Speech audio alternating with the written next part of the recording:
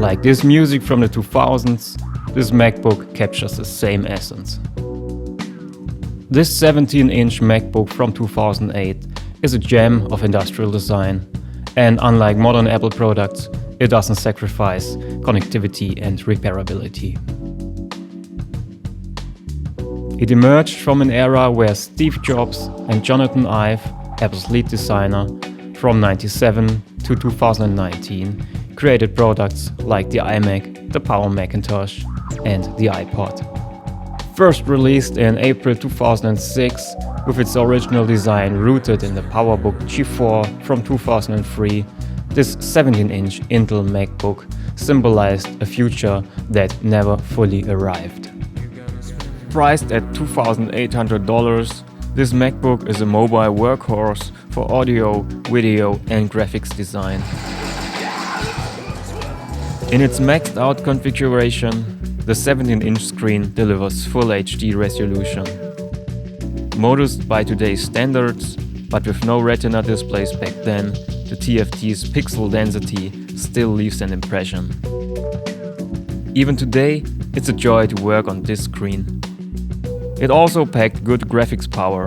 While Apple often trailed Windows competitors in GPUs, this MacBook featured an NVIDIA GeForce 8600M GT with 512 MB of video RAM on a 16-lane PCI Express bus, enough to run Unreal Tournament 2004 on the go.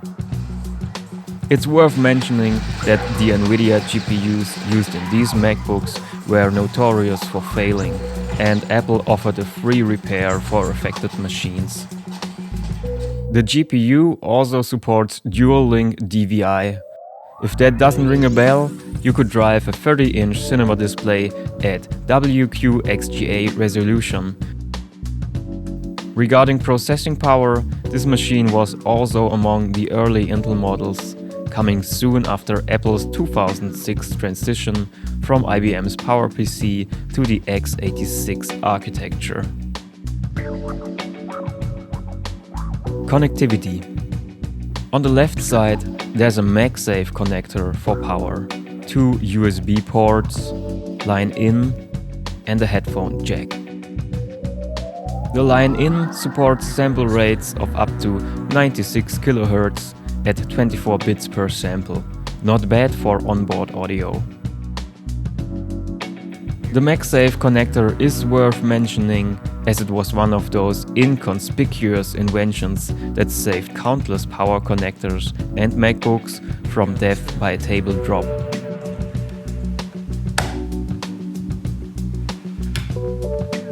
There's also an express card slot tied directly to the PCI Express bus of the logic board. The other side of the MacBook offers a DVI port supporting digital, analog, and S-video signals for a wide range of monitors. Next to it, Gigabit Ethernet for fast network transfers. The FireWire 800 and 400 ports deserve more explanation. Back then, USB 2 was mainly for peripherals like mice, keyboards, printers, or casual use of external storage. Not too bad, but also not great regarding transfer rates. FireWire changed that. With a dedicated controller to offload the CPU, it hit 800 megabits per second. That's over 80 megabytes per second of actual throughput, if your drive managed to keep up. It was also perfect for digital video cameras, enabling video capture and VTR control. The ability to daisy chain makes it possible to link devices on the same bus. Finally, there's a third USB port next to a Kensington lock slot. Let's open the lid. While today we have mostly adapted to super clean designs in modern devices and applications, what you see here is a rather early stage of clarity and simplicity. The keyboard uses pre-butterfly keys and feels ridiculously good. Its low contrast, grayscale scheme minimizes eye strain, and the backlighting ensures visibility at night. The trackpad is tiny compared to modern Macs, but it doesn't feel dated. Apple's classic one-button design is tactile and effective. Like today, right-clicking uses a two-finger tap. Ever heard late 2000s laptop speakers? They usually sound awful. But the 17-inch model is an exception.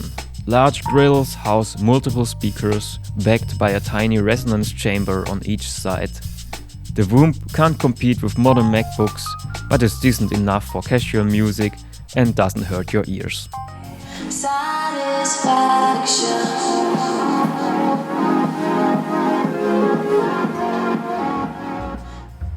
Up top, an iSight camera for video calls. And the lid latch? Once it reaches closing point, magnets pop out hooks to secure it shut. Nice.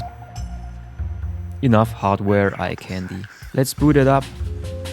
macOS 10.6 Snow Leopard embodies old-school Apple charm. On first boot, the obligatory introduction video welcomes you to the macOS 10 experience, followed by a short setup wizard. Then you're in. No AI, no nagging assistants, no phony shit. Just a real computer experience.